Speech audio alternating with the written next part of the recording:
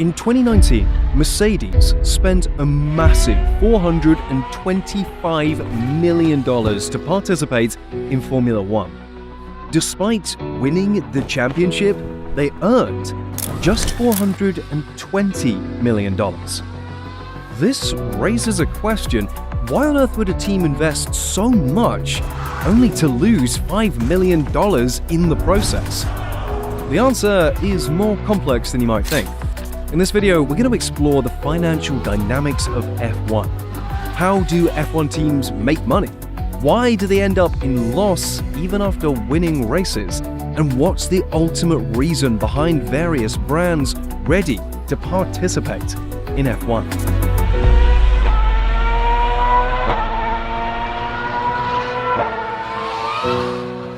To see the full picture, we should deep dive and understand how Formula One makes money firsthand. Well, the F1 primary income comes from four key areas: broadcast rights, race promotion fees, sponsorships, and high-end hospitality and merchandising. Liberty Media, the owners of F1, have played a key role in expanding the sport's global reach, especially through broadcasting deals. TV rights are now F1's biggest source of income, making about 40% of its total revenue. A big contributor to this success is the Netflix series Drive to Survive.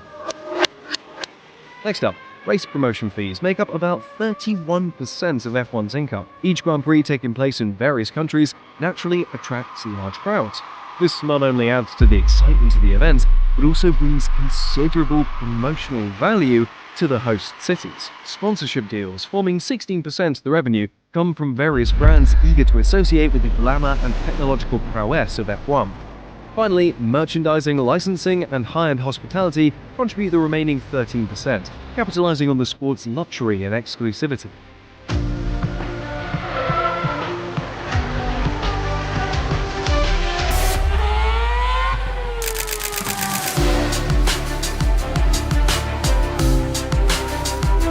By the end of the 2022 season, these revenue streams made an impressive $2.57 billion. This sum is then further divided into half. 50% goes to the shareholders of F1, and the remaining 50% is allocated to the teams participating in the F1 Championship. Now, looking at 2023, while the total F1 earnings are still unknown, the prize pot for the teams is standing at $2.2 billion. This is the money that's shared among the 10 teams of the championship in 2023.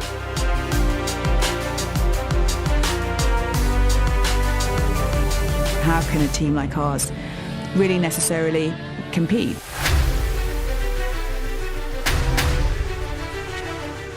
Now, how has this prize pot been divided, and which team made the most?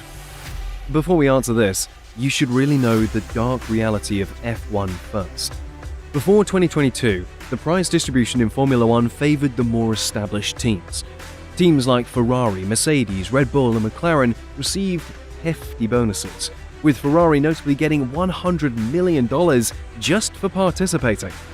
Apart from bonuses, the prize money also benefited dominant teams. For example, in 2019, Mercedes received $61 million for winning the title, while Williams received just $13 million for coming last. This structure was ruining the F1 competition, because the more cash you have, the more you can pump into your car's performance, and ultimately a team with more money will win. Since the 2013 Malaysian Grand Prix, it was the big teams that dominated the podiums. This pattern broke only once, when Pierre Gasly won for AlphaTauri at the 2020 Italian Grand Prix.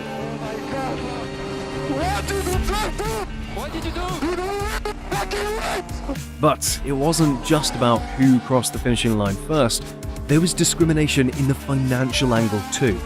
Take Ferrari, for example. They were set to receive around $200 million, whether they won the Constructors' Championship or finished second or third. In contrast, a less favoured team like Haas would only get a third of that for achieving the same rank. So if Haas outperformed Ferrari and finished fourth, while Ferrari landed in fifth place, Ferrari would still pocket over $150 million, leaving Haas with a comparatively modest $50 million. But everything changed when Liberty Media took the commercial rights of F1 in 2017.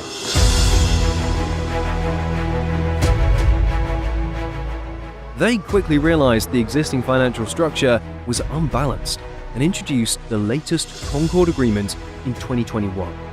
This new agreement was a game changer, reshaping how teams compete and how the revenue and prize money is distributed. Under this new system, the financial gap between the top and bottom teams has been significantly reduced.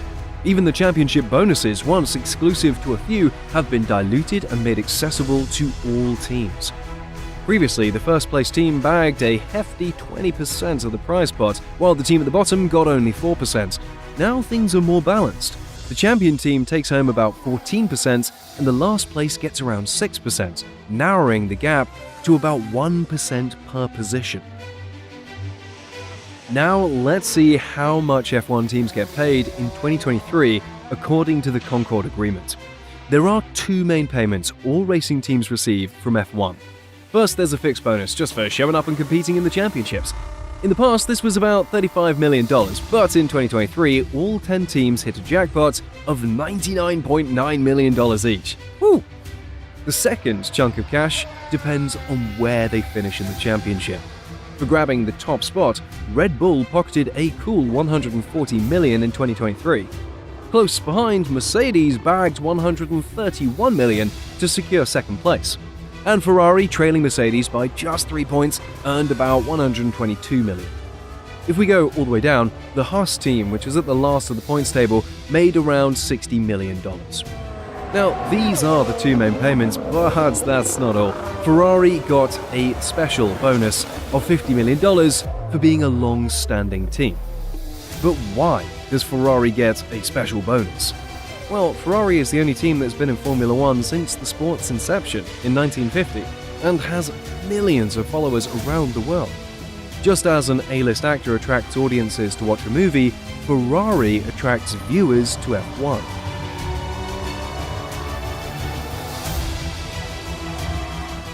So the other teams have agreed that Ferrari should receive some form of bonus for their draw card status. Apart from the Ferrari bonus, there are some other bonuses for every team. But in the past, only big teams like Mercedes, Red Bull, and McLaren got it. Even Williams used to receive a heritage bonus of $10 million. Now, the Concord Agreement introduced a new system. It rewards teams based on their performance over the last 10-year period. It works like a points system. Teams earn points based on finishing in the top 3 each year. 3 points for a win, 2 for a second place, and 1 for a third. Over a decade, they can accumulate up to 60 points. So if a team has gathered 30 out of the maximum 60 points, they'll receive half of the total available bonus. A team with 10 points, on the other hand, would take about 16% of the bonus pot.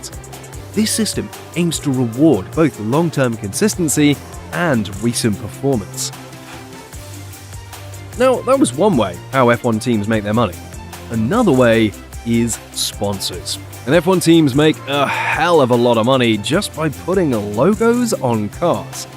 Here's how it typically works. A company such as Petronas approaches a team like Mercedes with a proposal to put their logo on the car for advertising. Mercedes might then agree to the deal for a hefty fee like $70 million. These sponsorships can vary in value. For example, Cognizant reportedly paid around $37 million for their deal with Aston Martin. And then there's the massive Oracle Red Bull Racing sponsorship, rumored to be around $300 million over 5 years. On average, an F1 team might have in between 15 to 25 sponsors, each paying to have their logo displayed on the car. The amount they pay depends on the team's performance and visibility. Top-performing teams attract more sponsors because they get more TV airtime and are more visible to audiences. Conversely, teams or drivers with a less favorable reputation might find it harder to attract sponsors. The fourth and final type of income for F1 teams is what's known as driver-linked income. This happens when a driver pays a significant sum to the team for a seat in the car. A well-known example in the current F1 grid is Lance Stroll, whose father, Lawrence Stroll, has been instrumental in financing his spot. Even Lando Norris initially entered McLaren with financial backing from his father. But obviously, this only really takes place in teams lower down the grid who are desperate to get more revenue.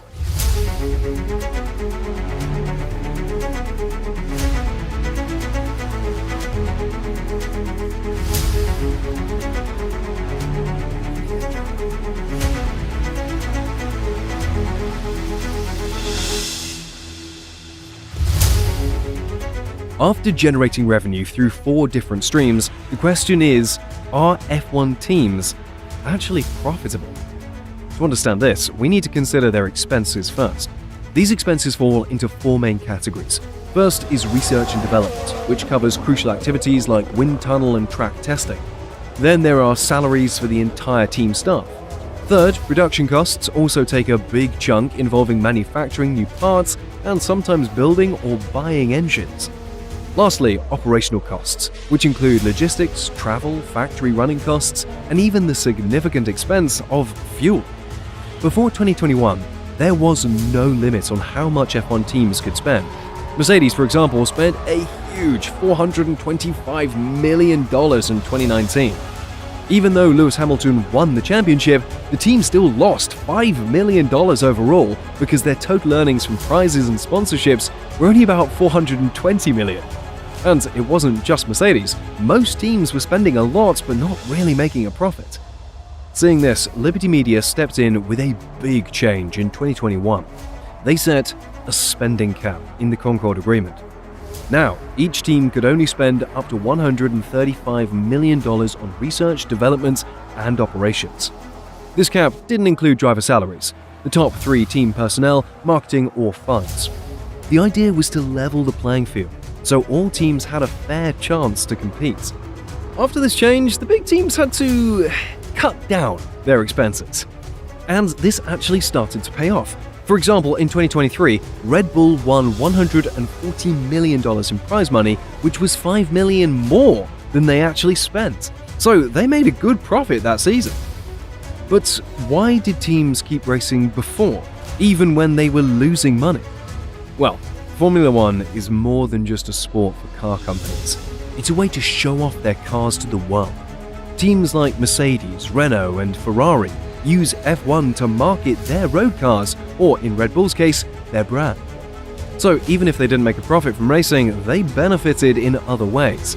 And now with the new spending cap, they're starting to make money from racing too. So it's a win-win situation.